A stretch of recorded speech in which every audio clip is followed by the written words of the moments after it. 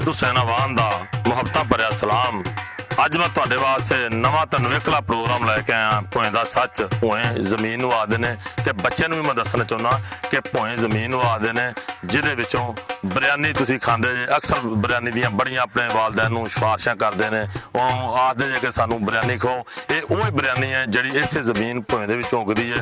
पहिलों इहनूं असीं पनीरी लाउने आ, पनीरी ला के फिर मूंजी लाउने आ, मूंजी ला के ये जमीन चों फसल उगदी है। फिर इहनूं चावल लगदे ने, चावल लगदे ने जदों फिर असीं इन्हां नूं अपने मशीनां ते लै जांदे ने। मशीनां ते जाके ये फिर फार्म के उत्ते या सैलर के उत्ते लै जाने तो ये बेहतरीन चावल बन के पॉलिश हो के ये साढ़े तक आते हैं तो बच्चे फिर ये बिरयानी बना के खाते हैं। तो ये ही बड़ियां सब्जियां पैदा होंदियां, कायनात की हर सब्जी हर चीज़ ये पैदा होंदी है खाण वालियां, जिवें गन्ने है, कमाद है, गोड़े ते भिंडी तोरी है, करेले ने। ये सब्जियां जड़ियां ने ये साडी इस भोएं दे विच उगदियां ने। अल्लाह ताला दा बड़ा फजलो करम है कि साडे पंजाब दी इस जमीन दे विच इहदे विच बड़ा कुछ है, बड़ा कुछ असीं खाने आ जिहदे नाल इंसान तंदुरुस्त रहिंदा ते चीज़ां बेशुमार हुंदियां ने इस भोएं दे विच जड़ियां असीं अगर खांदे रहिए ते अल्लाह दी रहमत हुंदी उस बंदे दे उत्ते। अल्लाह करे ये साडी जमीन, ये साडा पंजाब वसदा रवे, सारी जिंदगी सुखी रवे। ते गल इह वे कि भोएं दा सच जिहड़ा है ये असल हकीकत सच है कि असीं इस भोएं दे विच ही जाना। अल्लाह ताला ने इस भोएं दे विच रोज़े बाशर सानूं उठाउणा ते असल जमीन यही भोएं दा सच है। इस जमीन दे उत्ते अक्सर लोग बड़े अकड़ के चलते हैं, हालांकि सानूं अकड़ के नहीं चलना चाहिए। ये वो जमीन है जिहदे सानूं पनाह देनी है, जिहदे विच असीं जाना है ते रोज़े हशर असीं फिर इहदे विचों उठना।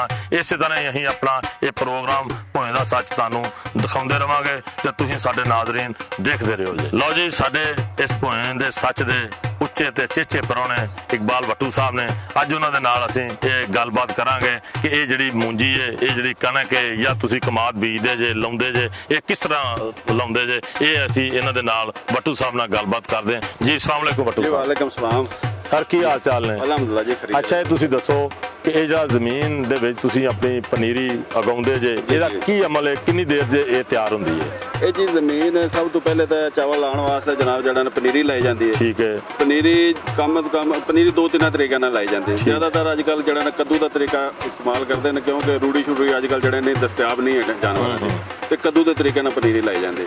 इस पनीरी की उम्र कम से कम 25 दिन तो बाद इनू जमीन के शिफ्ट करना चाहिए। अच्छा। मतलब जमीन जिन्हों मुंतकिल करना चाहिए। तो जमीन की तैयारी वास्ते पहले जनाब सुक्की जमीन वाह लेंदे ने, 3-4 हल चला ले। उस तो बाद जमीन में जनाब पानी ला के, पानी लाने तो बाद उनके अंदर हल चला के कम से कम 1 तो 2 सीयां लाइया जांदियां ने। उस तो सुहागा मार के कद्दू कर दिता जाता, जिन्होंने आम जबान होई कहना जी कद्दू किया। उस तो बाद जनाब लाभे जड़े ला दिते जाते हैं, उन्होंने पनीरी जड़ा पुट के तो वो शिफ्ट कर देंगे। अच्छा भट्टू साहब, ये तुसीं दसो कि ये जिहड़ी मूंजी है ये किन्ने महीनों की फसल है, ये कितनी देर तक या महीनों तक तैयार हो जाती है? ये जी जिहड़ी मूंजी मतलब आम तौर पर जिन्होंने सुपरी आखते हैं वो तकरीबन 90 दिन 3 महीने की फसल है। जी सुपर वो तकरीबन 115 दिन के जाके तैयार होती है। अच्छा, सुपर मूंजी दे विच ते तुसीं मूंजी दूसरी दसी है, ਇਹਦੇ ਵਿੱਚ ਕੀ ਫਰਕ ਹੈ ਉਹ ਮੂੰਜੀ ਇਸ ਮੂੰਜੀ ਦੇ ਵਿੱਚ ਤੇ ਉਸ ਮੂੰਜੀ ਦੇ ਵਿੱਚ? सर जी जी सुपर मूंजी होंगे चावल जड़ा बड़ी फैन क्वालिटी का होंगे, जिद आम तौर पर जनाब ज़्यादा बिरयानी वगैरह यूज होंगे, लोग बड़े शौक नाल खाते हैं तो वो लेंथ ज़्यादा होंगी है। दूसरा चौल पकाने के उत्ते जाके टुटता नहीं है, मुड़ता नहीं है। सुपरी की जी किस्म होंगी थोड़ा जिहा लाइट चावल होंगे, मुड़ जाता है, टुट जाता है। उन्होंने ज़्यादातर सेले के तौर पर इस्तेमाल किया जाता है, सेला बनाया जाता है। सुपर जी बहुत अच्छी क्वालिटी जना पंजाब की साड़ी बहुत अच्छी क्वालिटी जरा बल्कि दुनिया के नंबर 1 चावल है पंजाब का। अच्छा, जो सेला होंगे ये सेला कितने काम आता अपने पाकिस्तान पंजाब में या बाहर जाता है?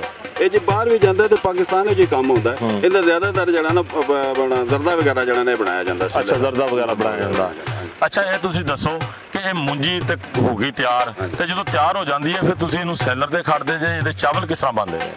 पहले तो जी लोकली सतह पर जरा छोटी छोटी मशीन होंगी मूंजी छड़न वाली, वो जरा ना मतलब पिंडा थावां दे लोग जड़े ने उत्थों मूंजी छड़ाउंदे सन। अजकल तो माशाअल्लाह बड़ी वड्डा मतलब सैलर लगे ने, उन्होंने सैलरां दे उत्ते ही जरा ना मूंजी लिजा के ਜਿਹੜੇ ਵਪਾਰੀ ਨੇ ਉਹ ਬੜੇ ਸੈਲਰਾਂ ਤੇ ਉਹ ਵੀ ਉੱਥੇ ਕਰਾਉਂਦੇ, ਜਿਹੜੇ ਛੋਟੇ ਲੈਵਲ ਤੇ ਲੋਕ ਨੇ ਉਹ ਵੀ ਮਤਲਬ ਕੋਸ਼ਿਸ਼ ਕਰਦੇ ਕਿ ਸੈਲਰ ਤੋਂ ਜ਼ਰਾ ਉੱਥੇ ਚਾਵਲ ਜਿਹੜਾ ਉਹ ਟੁੱਟਦਾ ਨਹੀਂ ਹੈ।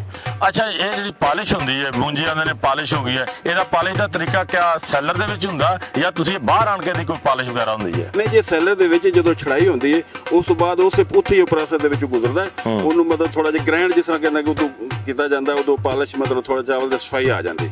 ਇਹ ਵੀ ਕੋਈ ਮਸ਼ੀਨ ਹੁੰਦੀ ਆ ਗ੍ਰਾਈਂਡ ਕਰਨ ਵਾਲੀ ਜਾਂ ਇਹ ਕੀ ਚੀਜ਼ ਹੈ?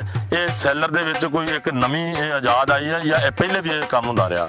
ਨਹੀਂ ਜੀ, ਇਹ ਮਤਲਬ ਜਦੋਂ ਤੋਂ ਸੈਲਰ ਆਏ ਨੇ ਸੈਲਰਾਂ ਦੇ ਨਾਲ ਹੀ ਸਿਲਸਿਲਾ ਚੱਲਦਾ, ਲੇਕਿਨ ਅੱਜ ਕੱਲ੍ਹ ਇਹਦਾ ਥੋੜਾ ਜਿਹਾ ਰੁਝਾਨ ਜ਼ਿਆਦਾ ਹੋ ਗਿਆ। ਜੇ ਚਾਵਲ ਨੂੰ ਪਾਲਿਸ਼ ਹੋ ਫਿਰ ਚਾਵਲ ਸ਼ਾਈਨਿੰਗ ਆ ਜਾਂਦੀ। ਅੱਛਾ ਇਹ ਅੱਜ ਤੋਂ 30 ਸਾਲ ਪਹਿਲਾਂ ਜਾਂ 20 ਸਾਲ ਪਹਿਲਾਂ ਹੁਣ ਦਾ ਤੇ ਉਦੋਂ ਦਾ ਕੀ ਫਰਕ ਹੈ ਮੂੰਜੀ ਲਾਉਣ ਦਾ, ਇਹਦੇ ਤਰੀਕੇਕਾਰ ਦਾ? ਉਦੋਂ ਵੀ ਰੂਟਾਵੇਟਰ ਹੁੰਦੇ ਸਨ ਜਾਂ ਡਿਸਕਾਂ ਹੁੰਦੀਆਂ ਸਨ ਜਾਂ ਖਾਲੀਆਂ ਪਾਉਣ ਵਾਲੇ ਮਸ਼ੀਨਾਂ ਵਗੈਰਾ ਹੁੰਦੀਆਂ, ਜਾਂ ਹੁਣ ਹੀ ਇਹ ਗਵਰਨਮੈਂਟ ਨੇ ਜਾਂ ਸਾਇੰਸ ਨੇ ਆਜ਼ਾਦ ਕੀਤੀਆਂ ਨੇ? ਦੇਖੋ ਜੀ, ਇਹ ਹੁਣ ਮਸ਼ੀਨਰੀ ਦੌਰ। ਇਸ ਤੋਂ ਪਹਿਲੇ ਤਾਂ 25-30 ਸਾਲ ਜਿਸ ਤਰ੍ਹਾਂ ਪਹਿਲੇ ਗੱਲ ਕਰੋ, ਉਸ ਤੇ ਬਲਦ ਜਿਹੜੇ ਨੇ ਉਹ ਹਲ ਚਲਾਇਆ ਜਾਂਦਾ, ਬਲਦਾਂ ਨਾਲ ਚਲਾਇਆ ਜਾਂਦਾ ਸੀ, ਸੰਢਿਆਂ ਨਾਲ ਚਲਾਏ ਜਾਂਦੇ ਸਨ ਤੇ ਉਹਦੇ ਨਾਲ ਕੱਦੂ ਵਗੈਰਾ ਕਰਕੇ ਉਹਦਾ ਬੜਾ ਲੰਮਾ ਪ੍ਰੋਸੈਸ ਸੀ। ਉਹਦੇ ਵਿੱਚ ਨਾਲ ਕਾਫੀ ਜਿਹੜਾ ਨਾ ਮਿਹਨਤ ਕਰਨੀ ਪੈਂਦੀ ਸੀ। ਹਲ ਚਲਾਉਣ ਵਾਲਾ ਬੰਦਾ ਸਾਰਾ ਦਿਨ ਜ਼ਮੀਨਾਂ ਦੇ ਵਿੱਚ ਹਲਾਂ ਦੇ ਮਗਰ ਚੱਲਦਾ ਰਹਿੰਦਾ ਸੀ। ਹੁਣ ਤਾਂ ਬੜਾ ਆਸਾਨ ਹੋ ਗਿਆ ਜੀ। ਉਸ ਵਕਤ ਰੋਟਾ ਦਾ ਨਹੀਂ ਸੀ ਦੌਰ, ਉਸ ਵੇਲੇ ਤਾਂ ਹਲ ਹੀ ਚਲਾਇਆ ਜਾਂਦਾ ਸੀ। ਅੱਛਾ ਭੱਟੂ ਸਾਹਿਬ, ਪਹਿਲੇ ਦੱਸਦੇ ਨੇ ਸੰਡਿਆਂ ਦੇ ਨਾਲ ਕੱਦੂ ਸਾਰੇ ਵੱਜਦੇ ਰਹੇ ਨੇ, ਲੇਕਿਨ ਹੁਣ ਤੇ ਕੋਈ ਮਸ਼ੀਨ ਐਸੀ ਵੀ ਆ ਗਈ ਜਿਹਦੇ ਨਾਲ ਮੂੰਜੀ ਇਨਸਾਨ ਤੇ ਮੂੰਜੀ ਲਾਉਂਦੇ ਨੇ, ਲੇਕਿਨ ਕੋਈ ਮਸ਼ੀਨ ਗਵਰਨਮੈਂਟ ਨੇ ਐਸੀ ਆਜ਼ਾਦ ਕਰਤੀ ਜਿਹਦੇ ਨਾਲ ਮੂੰਜੀ ਵੀ ਲੱਗਦੀ ਹੈ। ਇਹ ਕੋਈ ਗੱਲ ਹੈਗੀ ਐਸੀ ਜੀ? ਜੀ ਬਿਲਕੁਲ ਜੀ, ਮੂੰਜੀ ਲਾਉਣ ਵਾਲੀਆਂ ਮਸ਼ੀਨਾਂ ਆ ਗਈਆਂ ਨੇ, ਲੇਕਿਨ ਉਹਦਾ ਥੋੜਾ ਜਿਹਾ ਪਨੀਰੀ ਲਾਉਣ ਦਾ ਪ੍ਰੋਸੈਸ ਜਿਹੜਾ ਉਹ ਮੁਖਤਲਿਫ ਹੈ। ਜਿਸ ਤਰ੍ਹਾਂ ਆਮ ਅਸੀਂ ਇਹ ਪਨੀਰੀ ਲਾਉਂਦੇ ਹਾਂ, ਪਹਿਲਾਂ ਜਿਹੜਾ ਰਵਾਇਤੀ ਤਰੀਕਾ ਉਸ ਨਾਲ ਉਹਦੀ ਪਨੀਰੀ ਨਹੀਂ ਲੱਗਦੀ। ਉਹਦੀ ਪਨੀਰੀ ਪੱਟਰਿਆਂ ਦੇ ਲਾਈ ਜਾਂਦੀ, ਥੋੜਾ ਬਲੌਕ ਦੀ ਸ਼ਕਲ ਲਾਈ ਜਾਂਦੀ, ਉਹ ਸਾਈਜ਼ ਦੇ ਬਲਾਕ ਬਣਾ ਕੇ ਉਸ ਦੇ ਵਿੱਚ ਰੱਖੇ ਜਾਂਦੇ ਤੇ ਉਸ ਨੂੰ ਫਿਰ ਲਾਉਂਦੇ। ਅੱਛਾ, ਇਹਦੇ ਜਿਹੜੀ ਸਾਡੀ ਮੂੰਜੀ ਦੀ ਕਾਸ਼ਤ ਹੈ, ਇਹ ਏਕੜ ਦੇ ਵਿੱਚੋਂ ਇੱਕ ਕਿੱਲੇ ਦੇ ਵਿੱਚੋਂ ਇਹ ਕਿੰਨੀ ਕੁ ਨਿਕਲ ਆਉਂਦੀ ਹੈ? ਦੇਖੋ ਜੀ, ਅੱਜ ਜਿਹੜਾ ਮੇਰਾ ਤਜਰਬਾ ਹੈ ਉਹਦੇ ਵਿੱਚ ਆ ਕੇ ਜਿਹੜੇ ਲਾਬਰ ਲਾਵਾਂ ਵਾਲੇ ਨੇ ਮੂੰਜੀ, ਲੇਬਰ ਲਾਵਾਂ ਵਾਲੀ ਮੂੰਜੀ, ਉਹ ਮੂੰਜੀ ਦੇ ਬੂਟਿਆਂ ਦੀ ਤਾਦਾਦ ਪੂਰੀ ਨਹੀਂ ਲਾਉਂਦੇ, ਜਿਸ ਦੀ ਵਜ੍ਹਾ ਤੋਂ ਮੂੰਜੀ ਦੀ ਜਿਹੜੀ ਔਸਤ ਪੈਦਾਵਾਰ ਹੈ ਉਹ ਘਟ ਜਾਂਦੀ ਹੈ। ਮੂੰਜੀ ਦੇ ਅਗਰ ਪੂਰੇ ਜਿਹੜਾ ਪੌਦੇ ਲਾਏ ਜਾਵਣ, यानी कि जिस तरह एकड़ ਦੇ ਵਿੱਚ 80,000 ਸੁਰਾਖ और 1,60,000 पौधा लगना चाहिए। अगर वो पूरी तादाद लाई जाए तो सुपर जना 50 मन तो उत्ते जड़ा ना एवरेज आ जाती है। एवरेज आ। अच्छा, ये तुसी दसो कि ਜਿਹੜੇ ਸਾਡੇ ਮੂੰਜੀ ਲਾਉਣ ਵਾਲੇ ਲਾਪੇ ਨੇ, ਇਹ ਤੁਹਾਨੂੰ ਆਮ ਲੱਭ ਜਾਂਦੇ ਨੇ ਜਾਂ ਖਾਸ ਤੌਰ ਤੇ ਕਿਤੋਂ ਤੁਹਾਨੂੰ ਲਿਆਉਣੇ ਪੈਂਦੇ ਨੇ? ਇਹ ਜੀ ਹੁਣ ਜਿਹੜਾ ਮੌਜੂਦਾ ਟਾਈਮ ਜਾ ਰਿਹਾ, ਇਸ ਦੇ ਵਿੱਚ ਜਿਹੜਾ ਨਾ ਲਾਬੇ ਲਾਉਣ ਲੇਬਰ ਇਹਦਾ ਇਸ਼ੂ ਕਾਫੀ ਜਿਹੜਾ ਨਾ ਮਤਲਬ ਮੁਸ਼ਕਲ ਹੈ ਕਿ ਮਤਲਬ ਲੇਬਰ ਜਿਹੜੀ ਨਾ ਘੱਟ ਮਿਲਦੀ ਹੈ। ਤੇ ਫਿਰ ਵੀ ਆ ਕੇ ਜਿਹੜਾ ਪਿੰਡਾਂ ਥਾਵਾਂ ਦੇ ਲੋਕ ਨੇ, ਕਿਉਂਕਿ ਉਹਨਾਂ ਜ਼ਰੀਆ ਮਾਸ਼ ਹੀ ਇਹ ਜਿਹੜਾ ਨਾ ਮਜ਼ਦੂਰੀ ਪਤਾ ਉਹ ਫਿਰ ਲਾਬੇ ਮਿਲ ਜਾਂਦੇ ਨੇ। ਅੱਛਾ ਭੱਟੂ ਸਾਹਿਬ, ਮਸਤੂਰਾਤ ਜਿਹੜੀਆਂ ਖਤੂਨ ਬੀਬੀਆਂ ਮੂੰਜੀ ਲਾ ਰਹੀਆਂ ਨੇ, ਇਹ ਕਿਆ ਇਹਨਾਂ ਦੇ ਵਿੱਚ ਤੇ ਕੋਈ ਮਰਦਾਂ ਦੇ ਵਿੱਚ ਤੁਸੀਂ ਕੋਈ ਫਰਕ ਮਹਿਸੂਸ ਕੀਤਾ ਕਿ ਉਹ ਬੜੀਆਂ ਮਿਹਨਤੀ ਨੇ ਤੇ ਇਹ ਘੱਟ ਮਿਹਨਤੀ ਨੇ? ਜੀ ਮੈਂ ਬਿਲਕੁਲ ਇਸ ਚੀਜ਼ ਦੇ ਵਿੱਚ ਫਰਕ ਮਹਿਸੂਸ ਕੀਤਾ ਹੈ ਕਿ ਜਿਹੜੀਆਂ ਬੀਬੀਆਂ ਮੂੰਜੀ ਲਾਵਾਂ ਵਾਲੀਆਂ ਨੇ, ਉਹਨਾਂ ਦੇ ਵਿੱਚ ਕੁਆਲਿਟੀ ਕਿ ਮਰਦਾਂ ਨਾਲੋਂ ਮੂੰਜੀ ਦੇ ਜਿਹੜਾ ਬੂਟਿਆਂ ਦੀ ਤਾਦਾਦ ਹੁੰਦੇ ਨੇ, ਮੂੰਜੀ ਅੱਛੇ ਤਰੀਕੇ ਨਾਲ ਲਾਉਂਦੇ। ਮਰਦ ਜਿਹੜੇ ਉਹਨਾਂ ਲਾਪਰਵਾਹੀ ਕਰ ਜਾਂਦੇ ਨੇ, ਮਤਲਬ ਉਸ ਤਰ੍ਹਾਂ ਨਾਲ ਮੂੰਜੀ ਨਹੀਂ ਲਾਉਂਦੇ। ਯਾਨੀ ਕਿ ਉਹ ਸੰਘਣੀ ਮੂੰਜੀ ਲਾਉਂਦੀਆਂ ਨੇ। ਮਤਲਬ ਗੱਲ ਤੇ ਇਹ ਵੀ ਹੈ, ਉਹ ਸੰਘਣੀ ਮੂੰਜੀ ਲਾਉਂਦੀਆਂ ਨੇ, ਇਹ ਵਿਰਲੀ ਮੂੰਜੀ ਲਾਉਂਦੇ ਨੇ।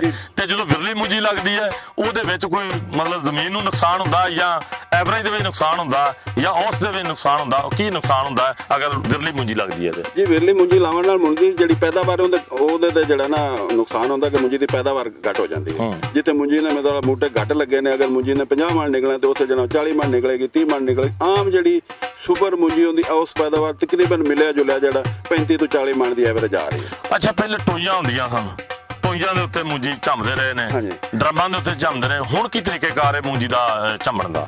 ਹੁਣ ਜੀ ਜ਼ਿਆਦਾਤਰ ਤਾਂ ਹਾਰਵੈਸਟਰ ਹੀ ਇਸਤੇਮਾਲ ਹੁੰਦੇ ਨੇ, ਖਾਸ ਕਰ ਜਿਹੜੇ ਸੁਪਰ ਮੂੰਜੀ ਝਾੜਨੀ ਥੋੜੀ ਜਿਹੀ ਮੁਸ਼ਕਲ ਹੈ ਕਿਉਂਕਿ ਹਾਰਡ ਹੈ, ਥੋੜਾ ਜ਼ੋਰ ਨਾਲ ਜ਼ਿਆਦਾ ਦਫਾ ਇਹਨੂੰ ਮਾਰਨਾ ਪੈਂਦਾ ਟੋਈ ਜੇ ਦੇ ਉੱਤੇ ਜਾਂ ਡਰਮ ਦੇ ਉੱਤੇ, ਤੇ ਤਾਂ ਜਾ ਕੇ ਜਿਹੜਾ ਦਾਣਾ ਚੜਦਾ। ਇਸ ਵਾਸਤੇ ਜ਼ਿਆਦਾਤਰ ਲੋਕ ਜਿਹੜਾ ਅੱਜ ਕੱਲ੍ਹ ਹਾਰਵੈਸਟਰ ਇਸਤੇਮਾਲ ਕਰ ਰਹੇ ਨੇ, ਔਰ ਉਹਦੇ ਵਿੱਚ ਹਾਰਵੈਸਟਰ ਇਸਤੇਮਾਲ ਕਰਨ ਦੀ ਇਹ ਵੀ ਮਤਲਬ ਪਰੇਸ਼ਾਨੀ ਹੈ ਕਿ ਲੇਬਰ ਜਿਹੜੀ ਬਹੁਤ ਘੱਟ ਲੱਗਦੀ ਹੈ। ਅੱਛਾ, ਇਹ ਦੱਸੋ ਕਿ ਦੱਸਦੇ ਨੇ ਹਾਰਵੈਸਟਰ ਦੇ ਨਾਲ ਜਾਂ ਝੰਮਣ ਦੇ ਨਾਲ ਜਿਹੜੇ ਟੋਈ ਤੇ ਝੰਮਦੇ ਉਹਦਾ ਤੇ ਉਹਦਾ ਫਰਕ ਪੈ ਜਾਂਦਾ? ਕੋਈ ਕਮ ਸੇ ਕਮ 10 ਮਣ ਦਾ ਫਰਕ ਪੈਂਦਾ? ਉਹਦੇ ਨਾਲ ਥੋੜੀ ਔਸਤ ਆਉਂਦੀ ਹੈ ਜਾਂ ਐਵਰੇਜ ਥੋੜੀ ਹੁੰਦੀ ਹੈ, ਤੇ ਝੰਮਣ ਦੇ ਨਾਲ ਜਿਹੜੇ ਬੰਦੇ ਝੰਮਦੇ ਨੇ ਉਹਦੇ ਨਾਲ ਜ਼ਿਆਦਾ ਆਉਂਦੀ? ਕਿਆ ਐਸੀ ਗੱਲ ਹੈ? ਜੀ ਬਿਲਕੁਲ ਐਸੀ ਗੱਲ ਹੈ। ਜਦੋਂ ਮੂੰਜੀ ਜੰਮਦੇ ਨੇ ਬੰਦੇ, ਉਹਦੇ ਨਾਲ ਫਿਰ ਵੀ ਦਾਣੇ ਜਿੰਨੀ ਵੀ ਉਹ ਕੋਸ਼ਿਸ਼ ਕਰਨ ਪਰਾਲੀ ਦੇ ਨਾਲ ਦਾਣੇ ਰਹਿ ਜਾਂਦੇ ਨੇ, ਤੇ ਹਾਰਵੈਸਟਰ ਦੇ ਨਾਲ ਜਿਹਨਾਂ ਦਾਣੇ ਤਕਰੀਬਨ ਉਹਦੇ ਵਿੱਚ ਕੋਈ ਅਗਰ ਦਾਣਾ ਥੋੜਾ ਜਿਹਾ ਕੱਚਾ ਵੀ ਹੈ ਉਹ ਵੀ ਜਿਹੜਾ ਵਿੱਚ ਆ ਜਾਂਦਾ, ਉਹਦੇ ਨਾਲ ਉਸਦੀ ਉਸ ਪੈਦਾਵਾਰ ਜਿਹੜਾ ਨਾ ਵਧਣਾ ਵੱਧ ਜਾਂਦਾ। ਨਹੀਂ, ਇਹਦੇ ਵਿੱਚ ਫਾਇਦਾ ਤੇ ਝੰਮਣ ਦੇ ਨਾਲ ਤੇ ਫਾਇਦਾ ਜ਼ਿਆਦਾ, ਤੇ ਹਾਰਵੈਸਟਰ ਦੇ ਨਾਲ ਫਾਇਦਾ ਜ਼ਿਆਦਾ ਨਹੀਂਗਾ। ਕਿਉਂ? ਉਹਦੇ ਨਾਲ ਤੇ ਜਿਹੜੀ ਪਰਾਲੀ ਹੈ ਉਹ ਸਾਡੇ ਫਿਰ ਕਿਸੇ ਕੰਮ ਨਹੀਂ ਹੁੰਦੀ ਜਾਂ ਕਿਸੇ ਕੰਮ ਆਉਂਦੀ ਆ ਉਹ? जी पराली आ जाती कम, लेकिन देखो पराली तो हुण अज जिहड़ा जिस तरह एनर्जी बना रहे ने, मतलब ले जाते ने मिलां, जिस तरह कोई नूर वाले जिहड़ा वो इस दे उत्तों जिहड़ा ने बिजली पैदा कर रहे हैं, इस तरह दी कुछ पार्टियां हैं जिहड़ियां सुन ले जां। बाकी जिमीदार अपने माल मवेशी वास्ते भी वो इकट्ठी करके रख लैंदे ने, कोई इस्तेमाल होंदी। ते ये किन्नी जिहड़ी इहदे किन्नी बुआई तुसीं रूटावेटर फेरदे जे, डिस्कां फेरदे जे, बाद विच सुहागा मारदे या पहिलों कोई खाद वगैरह पहिलों पाउंदे ने या बाद विच पाउंदे जे? जी ਜਿਹੜੀਆਂ ਫਾਸਫੋਰਸ ਖਾਦਾਂ ਨੇ, ਯਾਨੀ ਜਿਸ ਤਰ੍ਹਾਂ DAP ਹੋ ਗਈ, ਨਾਈਟ੍ਰੋਫਾਸ ਹੋ ਗਈ, ਇਹ ਖਾਦਾਂ ਐਕਚੁਅਲੀ ਤਾਂ ਜ਼ਮੀਨ ਦੀ ਤਿਆਰੀ ਦੇ ਉੱਤੇ ਹੀ ਪਾਈਆਂ ਜਾਂਦੀਆਂ ਨੇ। ਉਸ ਤੋਂ ਬਾਅਦ ਫਿਰ ਜਦੋਂ ਤੋਂ ਬਾਅਦ ਯੂਰੀਆ ਵਗੈਰਾ ਉਹ ਪਾਈਆਂ ਜਾਂਦੀਆਂ। ਲੇਕਿਨ ਲਾਬੇ ਲਾਉਣ ਵਾਲੇ ਦੀ ਇਹ ਹੁੰਦਾ ਕਿ ਉਹ ਕਹਿੰਦੇ ਜੀ ਜਦੋਂ ਤੁਸੀਂ ਖਾਦ ਪਹਿਲੇ ਪਾ ਦਿੰਦੇ ਹੋ, ਕੱਦੂ ਦੇ ਵਿੱਚ ਖਾਦ ਪਾ ਦਿੰਦੇ ਹੋ, ਮੁੰਜੀ ਲਾਉਣ ਲੱਗਾ ਸਾਡੇ ਹੱਥ ਖਰਾਬ ਹੁੰਦੇ ਨੇ, ਪੈਰ ਖਰਾਬ ਹੁੰਦੇ ਨੇ ਕੈਮੀਕਲ ਦੀ ਵਜ੍ਹਾ ਤੋਂ। ਉਹ ਫਿਰ ਇਹ ਕਰਦੇ ਨੇ ਕਿ ਕੱਦੂ ਇਸ ਤਰ੍ਹਾਂ ਕਰ ਦਿੱਤਾ ਜਾਂਦਾ ਹੈ, ਜਦੋਂ ਲਾਭ ਲੱਗ ਜਾਂਦੀ ਹੈ ਉਸ ਤੋਂ ਬਾਅਦ ਫਿਰ ਜਿਹੜਾ ਕੋਈ ਜਿਹੜਾ ਅਪਲਾਈ ਕਰਦੇ ਨੇ ਖਾਦ। ਕਣਕ ਦੇ ਵਿੱਚ ਤੇ ਇਹਦੇ ਵਿੱਚ ਪਾਣੀ ਲਾਉਣ ਦਾ ਕਿੰਨਾ ਫਰਕ ਹੈ? ਮੂੰਜੀ ਨੂੰ ਪਾਣੀ ਕਿੰਨੀ ਦੇਰ ਤੱਕ ਇਹਦੇ ਵਿੱਚ ਰਹਿਣਾ ਚਾਹੀਦਾ, ਮੂੰਜੀ ਦੇ ਵਿੱਚ ਪਾਣੀ, ਤੇ ਕਣਕ ਦੇ ਵਿੱਚ ਕਿੰਨੀ ਦੇਰ ਤੱਕ ਰਹਿਣਾ ਚਾਹੀਦਾ? ਇਹ ਫਸਲ ਪਾਣੀ ਦੇ ਨਾਲ ਤਿਆਰ ਹੁੰਦੀ ਹੈ ਜਾਂ ਘੱਟ ਪਾਣੀ ਹੋਣਾ ਚਾਹੀਦਾ ਜਾਂ ਜ਼ਿਆਦਾ ਤੋਂ ਜ਼ਿਆਦਾ ਪਾਣੀ ਹੋਣਾ ਚਾਹੀਦਾ? ਦੇਖੋ ਜੀ ਮੂੰਜੀ ਦੇ ਵਿੱਚ ਪਾਣੀ ਜਿਹੜਾ ਨਾ 2 ਤੋਂ 3 ਇੰਚ ਤੋਂ ਜ਼ਿਆਦਾ ਪਾਣੀ ਨਹੀਂ ਹੋਣਾ ਚਾਹੀਦਾ। 2 ਤੋਂ 3 ਇੰਚ ਪਾਣੀ ਦਾ ਜਾ ਕੇ ਪਾਣੀ ਤੁਸੀਂ ਇਹਦੇ ਮਿਕਦਾਰ ਜ਼ਿਆਦਾ ਕਰੋਗੇ, ਹਾਈਟ ਜ਼ਿਆਦਾ ਕਰ ਦਿਓਗੇ, 4 ਇੰਚ 5 ਜਾਂ 6 ਇੰਚ ਪਾਣੀ ਕਰ ਦਿਓਗੇ, ਮਤਵਾਦਰ ਉਹ ਪਾਣੀ ਖੜਾ ਰਹੇਗਾ, ਜਿਹੜਾ ਮੂੰਜੀ ਦੇ ਥੱਲੇ ਮੁੱਢ ਨੇ ਉਹ ਕਮਜ਼ੋਰ ਹੋ ਜਾਣਗੇ। ਉਹ ਕਮਜ਼ੋਰ ਹੋਣ ਦੀ ਵਜ੍ਹਾ ਤੋਂ ਕੋਈ ਥੋੜੀ ਜਿਹੀ ਵੀ ਹਨੇਰੀ ਆਵਾਜ਼ ਝੱਖੜ ਆਏਗਾ ਤਾਂ ਮੂੰਜੀ ਤੁਹਾਡੀ ਡਿੱਗ ਪਵੇਗੀ, ਡਿੱਗਣ ਨਾਲ ਫਸਲ ਜਿਹੜਾ ਬਹੁਤ ਕਮਜ਼ੋਰ ਹੋ ਜਾਂਦੀ। ਠੀਕ ਹੈ, ਉਹਦੇ ਨਾਲ ਔਸ ਦੇ ਵਿੱਚ ਵੀ ਕਮੀ ਆ ਜਾਂਦੀ ਹੈ, ਜੋ ਝੱਖੜ ਹਨੇਰੀਆਂ ਆ ਜਾਂਦੀਆਂ ਨੇ ਜਾਂ ਪਾਣੀ ਜ਼ਿਆਦਾ ਆ ਜਾਂਦਾ, ਇਹਨਾਂ ਦੀਆਂ ਕੋਈ ਜੜ੍ਹਾਂ ਕਮਜ਼ੋਰ ਹੋ ਜਾਂਦੀਆਂ ਜਾਂ ਕੀ ਮਸਲਾ ਬਣਦਾ? ਜੀ ਉਹ ਥੱਲੋਂ ਪੌਦੇ ਜਿਹੜੇ ਨੂੰ ਪਾਣੀ ਮਤਵਾਦਰ ਖਿਲਾਉਣ ਦੇ ਨਾਲ ਪਰਾਲੀ ਕਮਜ਼ੋਰ ਹੋ ਜਾਂਦੀ ਹੈ। ਉਹ ਕਮਜ਼ੋਰ ਹੋਣ ਨਾਲ ਉਹ ਡਿੱਗ ਪੈਂਦੀ, ਜਦੋਂ ਡਿੱਗਦੀ ਹੈ ਤੇ ਜਿਹੜੇ ਥੱਲੇ ਮੁੰਜਰਾ ਵਗੈਰਾ ਆ ਜਾਂਦੀਆਂ ਉਹਨੂੰ ਫਿਰ ਗਲ ਜਾਂਦੀਆਂ ਨੇ, ਕਿਉਂਕਿ ਥੱਲੇ ਪਾਣੀ ਹੁੰਦਾ। ਉਹ ਜਿਹੜੇ ਉੱਤੇ ਮੁੰਜਰਾ ਉਹਨਾਂ ਦੀ ਪੈਦਾਵਾਰ ਉਸ ਡਿੱਗਣ ਨਾਲ ਬਹੁਤ ਜ਼ਿਆਦਾ ਜਿਹੜਾ ਨਾ ਨੁਕਸਾਨ ਹੁੰਦਾ। ਤੇ ਇਹ ਸਾਨੂੰ ਦੱਸੋ ਕਿ ਇਹ ਕਿੰਨਾ ਪਾਣੀ ਹੋਣਾ ਚਾਹੀਦਾ ਤਾਂ ਕਿ ਸਾਡੇ ਪੰਜਾਬ ਦੇ ਵਾਸੀਆਂ ਨੂੰ ਇਹ ਪਤਾ ਲੱਗ ਜਾਏ ਇਹ ਕਿੰਨੇ ਪਾਣੀ ਦੇ ਵਿੱਚ ਮਕਦਾਰ ਪਾਣੀ ਦੀ ਹੋਣੀ ਚਾਹੀਦਾ ਜਿਹਦੇ ਨਾਲ ਸਾਡੀ ਮੂੰਜੀ ਜਿਹੜੀ ਉਹ ਕਾਇਮ ਦਾਇਮ ਰਹਿ ਸਕਦੀ ਹੈ? ਮੂੰਜੀ ਵਿੱਚ ਜ਼ਿਆਦਾ 2 ਤੋਂ 3 ਇੰਚ ਪਾਣੀ ਜਿਹੜਾ ਹੋਲਡ ਕਰਨਾ ਚਾਹੀਦਾ। ਠੀਕ ਹੈ। ਲਓ ਜੀ ਨਾਜ਼ਰੀਨ, ਕਿੰਨੀਆਂ ਸੋਹਣੀਆਂ ਵੱਟੂ ਸਾਹਿਬ ਤੋਂ ਹੀ ਇਕਬਾਲ ਵੱਟੂ ਸਾਹਿਬ ਤੋਂ ਗੱਲਾਂ ਪੁੱਛੀਆਂ ਨੇ। ਵਾਕਈ ਜ਼ਿਮੀਂਦਾਰਾ ਬਹੁਤ ਮੁਸ਼ਕਲ ਵੀ ਹੈ ਤੇ ਬਹੁਤ ਆਸਾਨ ਵੀ ਹੈ। ਇਹ ਜ਼ਿਮੀਂਦਾਰਾ ਐਸੀ ਇਮਾਨਦਾਰੀ ਦੇ ਨਾਲ ਔਰ ਐਡਾ ਰਿਜ਼ਕੇ ਹਲਾਲ ਦੇ ਨਾਲ ਕਮਾਉਂਦੇ ਨੇ। ਇਹ ਦੇਖੋ ਬੱਚੇ ਅਸੀਂ ਇਹਨੂੰ ਦੇਖ ਰਹੇ ਹਾਂ ਮੂੰਜੀ ਲਾਉਂਦਿਆਂ ਨੂੰ, ਯਕੀਨ ਕਰੋ ਇਹ ਇਕਬਾਲ ਵੱਟੂ ਸਾਹਿਬ ਬਹੁਤ ਅੱਛੇ ਜ਼ਿਮੀਂਦਾਰ ਨੇ। ਇਹਨਾਂ ਨੇ ਪੈਰਾਂ ਦੇ ਨਾਲ ਸੱਪਾਂ ਦੀਆਂ ਸਿਰੀਆਂ ਮਿੱਧ ਕੇ ਤੇ ਰਿਜ਼ਕ ਕਮਾ ਰਹੇ ਨੇ ਤੇ ਬੜੀ ਮਿਹਨਤ ਦੇ ਨਾਲ। ਅਸਲ ਰਿਜ਼ਕੇ ਹਲਾਲ ਇਹ ਹੀ ਹੈ ਤੇ ਸਾਡਾ ਹੱਕ ਵੀ ਕਮਾਉਣ ਦਾ ਇਸੇ ਤਰ੍ਹਾਂ ਹੀ ਹੈ ਕਿ ਰਿਜ਼ਕੇ ਹਲਾਲ ਇਸੇ ਤਰ੍ਹਾਂ ਕਮਾਈਏ।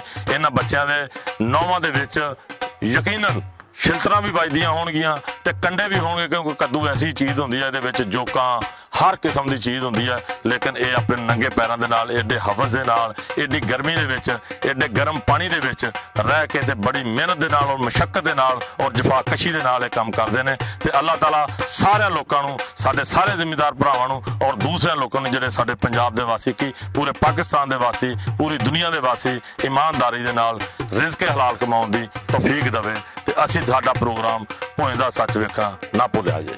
ਲਓ ਜੀ, ਅੱਗੇ ਤੁਸੀਂ ਇਕਬਾਲ ਵੱਟੂ ਸਾਹਿਬ ਦੀਆਂ ਸਾਡੇ ਨਾਲ ਗੱਲਾਂ ਸੁਣੀਆਂ ਨੇ ਜਿਹੜੇ ਜ਼ਮੀਨ ਦੇ ਇਸ ਭੋਇੰ ਦੇ ਮਾਲਕ ਸਨ, ਤੇ ਹੁਣ ਅਸੀਂ ਉਹਨਾਂ ਲਾਭਿਆਂ ਨਾਲ ਗੱਲਾਂ ਕਰਦੇ ਹਾਂ ਜਿਹੜੇ ਇਹ ਮੂੰਜੀ ਲਾ ਰਹੇ ਨੇ। ਜੀ ਅਸਲਾਮ ਵਾਲੇਕੁਮ ਜੀ। ਵਾਲੇਕੁਮ ਸਲਾਮ, ਬਿਸਮਿਲ੍ਲਾਹਿਰਰਹਿਮਾਨਿਰਰਹੀਮ। ਜੀ ਅਸੀਂ ਤਾਂ ਬਹੁਤ ਖੁਸ਼ ਹੈਗੇ ਹਾਂ, ਕੰਮ ਕਰ ਰਹੇ ਹਾਂ। ਸਾਨੂੰ ਸਾਡਾ ਜਿਹੜਾ ਮਾਲਕ ਹੈ ਸਾਨੂੰ ਪੂਰੀ ਉਜਰਤ ਦੇ ਰਿਹਾ ਹੈ। ਅਸੀਂ 1 ਕਿੱਲੇ ਦੀ ਯਾਨੀ ਕਿ 4800 ਰੁਪਏ ਮਜ਼ਦੂਰੀ ਲੈ ਰਹੇ ਹਾਂ। ਅੱਛਾ, ਇਹ ਦੱਸੋ ਅਕਬਰ ਸਾਹਿਬ ਕਿ ਤੁਸੀਂ ਇਹ ਪੁੱਟਦੇ ਵੀ ਤੁਸੀਂ ਜੇ ਮੂੰਜੀ ਤੇ ਲਾਉਂਦੇ ਵੀ ਤੁਸੀਂ ਜੇ ਜਾਂ ਇਕੱਲੇ ਲਾਉਂਦੇ ਨੇ ਪੈਸੇ ਲੈ ਰਹੇ ਜੇ? ਅਸੀਂ ਪਨੀਰੀ ਸਮੇਤ ਯਾਨੀ ਕਿ ਪਨੀਰੀ ਪੁੱਟਦੇ ਵੀ ਅਸੀਂ ਖੁਦ ਹੀ ਹਾਂ ਤੇ ਲਾ ਵੀ ਅਸੀਂ ਖੁਦ ਹੀ ਰਹੇ ਹਾਂ। ਯਾਨੀ ਕਿ 4800 ਰੁਪਏ ਕੁੱਲ ਲੈ ਰਹੇ ਹਾਂ। ਠੀਕ ਹੈ। ਅੱਛਾ, ਵੀ ਤੁਸੀਂ ਵੀ ਮੂੰਜੀ ਲਾ ਰਹੇ ਜੇ, ਲਾ ਪੁੱਟਦੇ ਜੇ ਜਾਂ ਮੂੰਜੀ ਲਾਉਂਦੇ ਜੇ? ਲਾ ਵੀ ਪੁੱਟਦੇ ਔਰ ਮੂੰਜੀ ਵੀ ਲਗਾ ਮੂੰਜੀ ਵੀ ਲਾਉਂਦੇ ਜੇ। ਅੱਛਾ, ਕਿੰਨੀ ਮੂੰਜੀ ਇੱਕ ਕਿੰਨੇ ਦਿਨਾਂ ਦੇ ਵਿੱਚ ਲਾ ਲੈਂਦੇ ਜੇ ਤੁਸੀਂ? ਜਾਂ ਪਨੀਰੀ ਪੁੱਟ ਕੇ ਜਾਂ ਕੱਲੀ ਮੂੰਜੀ ਲਾਉਂਦੇ ਜੇ ਤੁਸੀਂ? ਪਨੀਰੀ ਪੁੱਟ ਕੇ ਤਕਰੀਬਨ 1 ਕਿੱਲਾ ਲਾ ਲੈਂਦੇ ਰੋਜ਼ਾਨਾ। ਇਹ ਕਿੰਨੇ ਬੰਦੇ ਤੁਸੀਂ ਲਾਉਂਦੇ ਜੇ? 8 ਬੰਦੇ। 8 ਬੰਦੇ। ਤੁਹਾਡੇ ਨਾਲ ਔਰਤਾਂ ਵੀ ਹੁੰਦੀਆਂ ਅਕਬਰ ਸਾਹਿਬ? ਨਹੀਂ, ਸਾਡਾ ਔਰਤਾਂ ਨਹੀਂ ਹੁੰਦੀਆਂ, ਸਿਰਫ ਅਸੀਂ ਮੁੰਡੇ ਹੁੰਦੇ ਆ। ਅੱਛਾ, ਮੈਨੂੰ ਪਤਾ ਲੱਗਾ ਕਿ ਤੁਸੀਂ ਜਿਹੜੇ ਔਰਤਾਂ ਦੀ ਨਿਸਬਤ ਤੁਸੀਂ ਮੂੰਜੀ ਵਿਰਲੀ ਲਾਉਂਦੇ ਜੇ, ਇਹਦੀ ਕੀ ਵਜ੍ਹਾ? ਕੋਸ਼ਿਸ਼ ਕਰਦੇ ਹਾਂ ਕਿ ਮੂੰਜੀ ਠੀਕ ਹੀ ਲੱਗੇ, ਲੇਕਿਨ ਵਿੱਚ ਹੋ ਜਾਂਦੀ ਆ ਵੀ। ਚਲੋ ਲਓ ਜੀ, ਗੱਲ ਇਹ ਵੇ ਕਿ ਉਹ ਆਂਦੇ ਨੇ ਕਿ ਅਸੀਂ ਵਾਕਈ ਮੂੰਜੀ ਇਸ ਤਰ੍ਹਾਂ ਲਾਉਂਦੇ ਆ, ਸਾਡੇ ਤੋਂ ਵਿਰਲੀ ਲੱਗਦੀ ਹੈ, ਲੇਕਿਨ ਅਸੀਂ ਕੋਸ਼ਿਸ਼ ਕਰਦੇ ਹਾਂ, ਮਿਹਨਤ ਕਰਾਂਗੇ ਕਿ ਅਸੀਂ ਮੂੰਜੀ ਜਿਹੜੀ ਹੈ ਅੱਗੇ ਤੋਂ ਅਸੀਂ ਸੰਘਣੀ ਮੂੰਜੀ ਲਾਈਏ ਤਾਂ ਕਿ ਮਾਲਕ ਜਿਹੜੇ ਨੇ ਸਾਡੇ ਤੇ ਮਜ਼ੀਦ ਖੁਸ਼ ਹੋਣ। ਲਓ ਜੀ, ਇਹ ਬੜੀ ਇਹਨਾਂ ਨੇ ਸੋਹਣੀ ਤੇ ਸੱਚੀ ਤੇ ਸੁੱਚੀ ਗੱਲ ਕੀਤੀ ਹੈ, ਕਿਉਂਕਿ ਭੋਏ ਦਾ ਸੱਚ ਪ੍ਰੋਗਰਾਮ ਹੈ ਸਾਡਾ, ਤੇ ਭੋਏ ਦਾ ਸੱਚ ਮਤਲਬ ਵੀ ਇਹੀ ਹੈ ਕਿ ਸੱਚ ਬੋਲਣਾ। ਤੇ ਇਨਸ਼ਾਅੱਲਾ ਤਾਲਾ ਇਹਨਾਂ ਨੇ ਬੜੀ ਸੋਹਣੀ ਗੱਲ ਕੀਤੀ ਹੈ ਕਿ ਉਹ ਸਾਡੇ ਤੋਂ ਵਾਕਈ ਸੰਘਣੀ ਲਾਉਂਦੀਆਂ ਨੇ। ਅਗਾਂਹ ਤੋਂ ਅਸੀਂ ਮਿਹਨਤ ਤੇ ਕੋਸ਼ਿਸ਼ ਕਰਾਂਗੇ ਅਸੀਂ ਵੀ ਸੰਘਣੀ ਮੂੰਜੀ ਲਾਈਏ। ਉਮੀਦ ਹੈ ਕਿ ਤੁਹਾਨੂੰ ਸਾਡਾ ਪ੍ਰੋਗਰਾਮ ਭੋਏ ਦਾ ਸੱਚ ਪਸੰਦ ਆਇਆ ਹੋਵੇਗਾ। ਇਸ ਉਮੀਦ ਦੇ ਨਾਲ ਅਸੀਂ ਤੁਹਾਨੂੰ ਇੱਕ ਨਵਾਂ ਪ੍ਰੋਗਰਾਮ, ਨਵਾਂ ਭੋਏ ਦਾ ਸੱਚ ਲੈ ਕੇ ਤੁਹਾਡੀ ਖਿਦਮਤ ਵਿੱਚ ਹਾਜ਼ਰ ਹੋਵਾਂਗੇ। ਉਸ ਵੇਲੇ ਤੱਕ ਮੇਰੀ ਟੀਮ ਨੂੰ ਤੇ ਮੈਨੂੰ ਇਜਾਜ਼ਤ ਦਿਓ। ਤੁਹਾਡਾ ਤੇ ਸਾਡਾ ਰੱਬ ਰਾਖਾ।